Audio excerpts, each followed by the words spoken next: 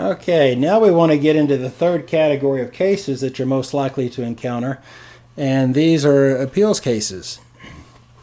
Appeals cases can involve a lot of different types of hearings.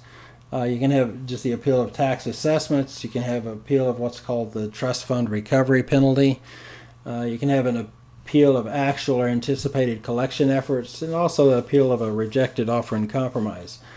Let's talk about those a little bit more in depth. With the appeal of tax assessments, normally the thing you want to be sure of before you appeal a tax assessment is make sure you're on solid ground with your understanding of the tax law and regulations appropriate to the situation that's being faced by the taxpayer. When you get into the appeals office, you have some usually very talented, intelligent people, usually very experienced people. Their focus is on getting cases resolved, but they don't like any kind of delay tactics or any kind of playing games, anything like that. They're basically there to move cases along. And they're very busy people, typically in the appeals division. You have to exercise patience if you go to the appeals division, because it does take them a while with their high volume of cases to get to some cases. Given the right set of circumstances, though, the appeals function is a very valuable function. It definitely is very beneficial to the taxpayers in the right situations. The trust fund recovery penalty, I've worked on several of those cases. In a nutshell, that's basically where a, quote, responsible person is being held personally liable for a portion of the unpaid employment taxes of an employer. That's a very layperson, overly simplistic definition, but I don't want to get into the complexities of what a, quote, responsible person is under the law. It gets fairly complex. Within the trust fund recovery penalty, facts and proving when and what happened and the level of knowledge that was involved is extremely important on those trust fund recovery penalty cases. I had a case one time where it was obvious that a fraudulent document had been presented to the appeals officer, and we had to take on the burden of proving it was a fraudulent document. What we were able to do after about 3 months is obtain his passport to prove he was out of the country at the time that document was allegedly signed. That took a tremendous amount of effort, but that did result in him being found not a responsible person and resolved a several $100,000 tax debt that we knew all along he didn't owe, but you have to be able to prove that to the government. On the collection efforts, just like with the case that I mentioned on the $300,000 tax abatement we were able to achieve, that was basically because of the appeals office. There was a CDP hearing, collection due process hearing, that when we first got involved they had already requested the hearing, and again they were very willing to listen to new information, and that's one of the nice things about the appeals office is they will consider information that's pertinent to the case to find a good, fair resolution to the matter. The personnel conducting appeals hearings quite often are either an attorney or a CPA. Like I said a minute ago, taking a case to appeals can sometimes be a very lengthy process, but if it truly is the appropriate course of action, it can very much justify the wait, because you can get some outstanding results going through the appeals function with the correct set of facts. It is very, very beneficial to get to understanding what the appeals position is. Sometimes they're working with limited knowledge that's been transferred to them when they're reviewing the file. The underlying agent or revenue officer may not have properly documented some of the things in the client file, taxpayer file, and so forth. So it's really important to make sure that you and the appeals office are on the same page as to the underlying issues, the facts of the matter, and so forth. Typically, my experience has been we don't always agree on the facts going in, but by the time we've concluded the case, everybody's agreed on the facts, and it takes a very open, candid transfer of information and exchange of documents, exchange of ideas, and so forth to get to that factual determination. But once you get to that point, it is a very nice place to be, for sure. But I just love the appeals division. But like I said earlier, you don't want to take that step unless you feel very confident about your position on the matter, because it can be very challenging. Let's look now about some things you can do to assess whether to begin offering tax resolution services, and how do you actually go about sticking your toe in the water, so to speak, if you actually want to consider adding these types of services to your firm's service offering. One of the things I suggest you do is first assess the opportunities in your specific geographic area. If you're in a small rural location versus a big metropolitan area, the volume of cases are going to be lower because simply of the volume of people. The complexity of the cases may be less. So it's important to get a feel for your geographic area and what the opportunities and challenges are for taxpayers in that area, as far as their types of business, what types of industries you have there that are likely to be having IRS problems, encountering, so forth, and that type of thing, that you get a good feel for the marketplace, if you will, for these services. Another thing is to familiarize yourself with pricing options for fees and sources of potential client leads. Various people, various firms charge different ways for tax resolution services. One of the things that is a very important part of offering these services, and this is one of the soft skills we'll get into here in just a little bit, when people are looking for someone to represent them on an IRS matter, from my experience, one of the things that I believe very strongly is that one of the things they want to know about and get comfortable with when they're making that selection is, how do I know I can trust this person? Credibility, trustworthiness, experience level, and so forth. Those are things that the potential client is looking for, and that's just so important as to whether or not you get clients in this kind of work, because a lot of people, myself included, I typically get referrals from people that I've known for several years, and it's the kind of deal, once you get that referral system set up, it tends to hang around for quite a while, because everybody understands, they know your style, they know how you work with people. Typically they've seen you in action, so to speak, where they know how you're treating clients and so forth. I get referrals from other CPAs and tax professionals, and one of the things that I always do is tell everybody up front, I'm here to just help with this one isolated problem. You're not going to become an ongoing client. I don't want you as an ongoing client. Typically, I keep that other professional very involved in the process so that there's no surprises. They typically are a very good source of information, but also to help with the relationship with the client, because typically that client has been working with that professional that referred you the person for a fairly good period of time. So it's good to have that trust kind of built in there.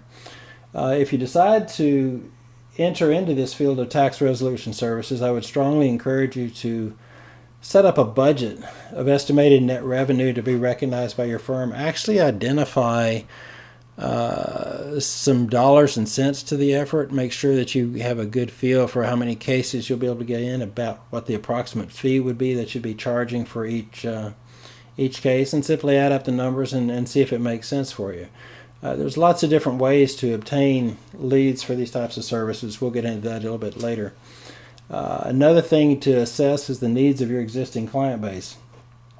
Do a lot of your clients seem to have a need for tax resolution services? They may mention to you sometime, oh, my uncle has an IRS problem, or my mom, or my whoever. But get in touch with your existing client base. Do they have people that they could refer to you? Assessing the needs of your local marketplace, again, is just so important. You should be able to obtain fairly easily demographic information on businesses in your area, income levels, things like that. Probably the most important factor in determining whether to begin offering tax resolution services, from my perspective, is the last one there. Assess the required skills and expertise of yourself and your staff.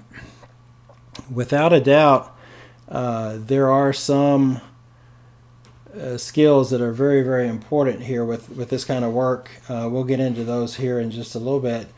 But know yourself and know your people. A lot of tax professionals tend to shy away from this kind of work because they believe it is controversial or adversarial. I've never looked at it that way. I believe it adds a very valuable service to the taxpayer public and the tax system within this country, that taxpayers can locate competent, qualified, affordable representation when they do encounter a problem with the IRS on some tax issues and so forth. I think that's a very valuable thing to be offering to people. At the same time, you don't want to jump into this if you're thinking, do I really want to do this? You want to be at a point where you say, okay, I'm going to commit, I'm going to do this. Because once you get in, you want to put in the required effort to learn what you need to learn, to develop your own skills and those of your staff. I think that is just very, very important on that skill and expertise to be able to do that. One of the things that I've enjoyed is a lot of work on forensic accounting and working with ambiguous, unknown type situations. That's part of my natural style. I enjoy that kind of work, kind of like solving riddles, solving problems, that type of thing. A lot of professionals don't enjoy that. They like to have a predictable, stable type of situation within their workflow and so forth, which I can understand and respect. But just make sure that you get in touch with yourself and your own skill levels as well as those of the staff that you anticipate using on those kind of cases. I think that's extremely important. So let's talk now about what is required to successfully transition to this new service. And this is going to get in some good stuff. I love this area of the course. First and foremost, integrity, credibility, and trustworthiness. Those are three things that every client I've ever worked with in this area definitely is always looking for in their professional advisor. They want to know that you're a person of integrity, that when you say you're going to do something, you're actually going to do it, and being able to trust you. With the credibility, you can rest assured with the internet, people are going to be checking you out most likely before they ever even sit down to talk to you to see if they can have you assist them with their thing. Professional candor is another one. A lot of times you'll be working with people that may have been told something that was incomplete or inaccurate. Sometimes you're having to spend time with a new client unraveling those misconceptions. And the best way to do that is, honestly, in my opinion, is professional candor. Just tell it the way you see it so that people understand and can make a decision that is in their best interest. Advanced problem-solving abilities. I'm sure you've heard of the term think outside the box. I think part of the advanced problem-solving abilities with this type of work is basically the ability to avoid the trivia, avoid the detail, and tune into the question, what's it going to take to solve this problem? That's a lot different approach mentally than how do I prepare this tax form. Solving problems is what people are looking for when they're hiring somebody to do this kind of work for them. That gets back to your communication style. In a way, you don't want to be promising the moon to people, so to speak. You don't want to be guaranteeing results because you're going to find on these kind of cases, a lot of times when you go into them, you never have the complete set of facts going into it. I can honestly say that I have never in my entire career had a single case where I knew all of the facts going in from the first meeting. There's always something new that comes up, something that even the client missed or didn't understand. That's just the nature of the work, and so to speak. But the advanced problem-solving abilities comes into you being able to realize, I don't know the answer to this, so how can I find out? Because you will encounter some things that you don't know the answer to, but the answers are out there and fairly easy to obtain if you're willing to pursue it. Fact-finding skills are absolutely critical. You must have an appreciation for the facts, and how you go about identifying those facts is equally important. One of the things that I have on the last line there is an attitude of never assume anything. I cannot overemphasize the importance of that. It is extremely important when you're taking on a new case in the tax resolution field to go into it with an open mind and no foregone conclusions. There are things that happen on these kind of cases that the stories are just sometimes unbelievable, how people got into situations like this.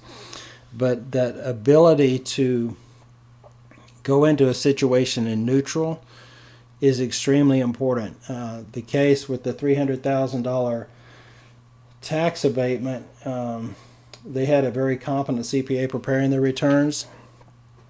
They didn't know how to get the problem solved. They had professional advisors, high-level professional advisors in the past. And the reason why none of these tax professionals really knew what the solution was is no one had ever taken the time to dig deep enough into the underlying issue to basically figure out what the true problem was. So it's not a question of intelligence as much as it is of curiosity, tenacity, and be willing to basically roll up your shirt sleeves and dig into the facts and figure out what really happened that caused this problem. A focus on getting results is equally important in this type of work. Again, I think it's a mistake to guarantee anyone a particular outcome on this kind of work because you're going to have a lot of variables that are, with all due respect, beyond your control. And within that, it goes back to the professional candor. If you're telling people, this is what I'm planning to do, this is how we're going to approach this problem, and keeping them informed, keeping them in the decision maker role, you're going to have very few problems with your clients because you're telling them up front, this is how we're going to do this. We can't guarantee any results. We believe this is correct, but we will keep you closely informed. People appreciate that a lot more than you telling them, hey, I can make this problem go away, because you cannot always do that. But you can always find a solution to it if you follow the workflow and do things in the correct manner. Absolutely. All these problems do have a solution to them.